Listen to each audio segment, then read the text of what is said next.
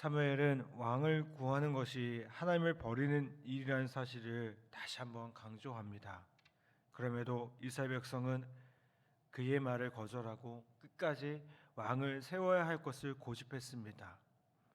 이러한 백성에게 사무엘은 왕을 세운 후에 맞이할 비참한 결과를 경고했습니다. 하나님의 다스림을 거절하고 다른 것을 의지하기로 선택한 인간에게는 어떤 결과가 있겠습니까?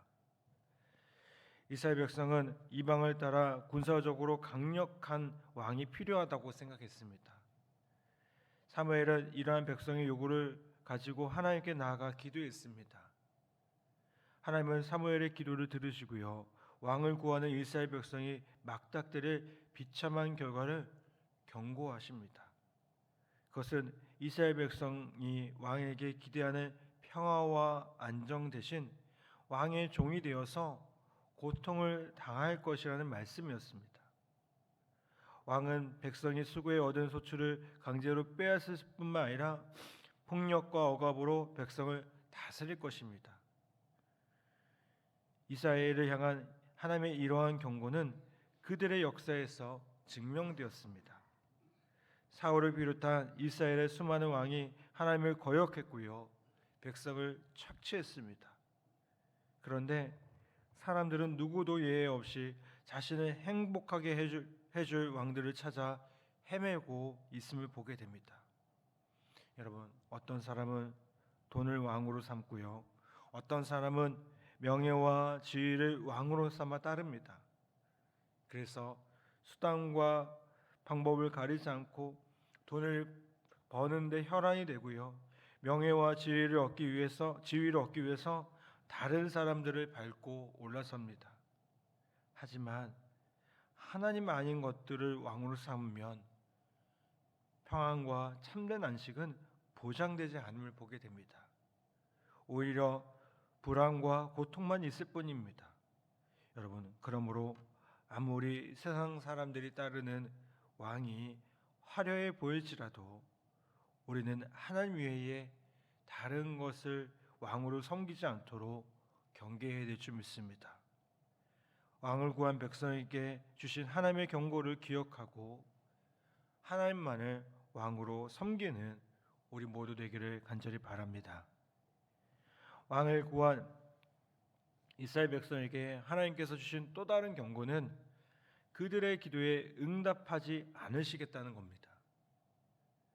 이스라엘 백성을 기다리는 것은 왕의 보호가 아니라 왕의 압제였습니다. 결국 이스라엘 백성은 왕의 폭정을 견디지 못하고 하나님을 찾을 것입니다. 그런데 하나님은 아무리 이스라엘 백성이 울부짖어도 듣지 않겠다고 말씀하십니다. 이스라엘 백성은 새로운 왕을 구하는 것이 하나님을 버리는 것이라고 생각하지 않았습니다. 얼마든지 하나님도 섬기고 왕의 보호도 받을 수 있다고 여겼습니다. 그러나 하나님은 이스라엘의 행위가 하나님을 버린 것이라고 분명히 말씀하십니다. 하나님은 당신의 백성이 두 마음을 용납하지 않으십니다. 여러분, 우리가 하나님 외에 다른 것을 왕으로 삼는 것은 하나님이 가장 미워하신 행위이며 하나님과의 관계를 깨트리는 일임을 보게 됩니다. 이스라엘 백성은 왕이 없어서 전쟁의 위협 아래 힘들게 살고 있다고 착각했습니다. 하지만 그들은 왕이 없어서 힘든 것이 아니라 하나님을 왕으로 섬기지 않았기 때문에 힘들었던 것입니다. 여러분, 우리는 하나님 없이 살 수 없는 존재입니다. 오직 하나님과의 친밀한 관계 안에서만 우리는 참된 평강을 경험할 수 있습니다. 그러므로 매 순간 하나님과 동행하며 그분 말씀에 순종하는 우리 되기를 간절히 바랍니다. 우리가 하나님과 동행하며 그분께 순종할 때 하나님이 우리를 보호해 주시고 참된 평안과 안식을 허락해 주시리라 믿습니다. 여러분, 사람들에게는 자기만의 왕이 있습니다. 어떤 사람에게는 돈과 명예가, 어떤 사람에게는 힘 있는 권력자가 왕입니다. 하지만 이런 것들을 섬기는 왕으로 섬기는 자에게는 비참한 결과만 있음을 보게 됩니다. 여러분, 그러므로 우리는 하나님의 자녀들답게 세상의 유혹에도 흔들림 없이 오직 우리의 공급자이시며 보호자이신 하나님만을 왕으로 섬겨야 될 줄 믿습니다. 다시 한번 하나님만을 우리의 왕으로 고백하며 그분의 다스림 가운데 살아가는 우리 복된 성도들 다 되시기를 간절히 부탁을 드립니다.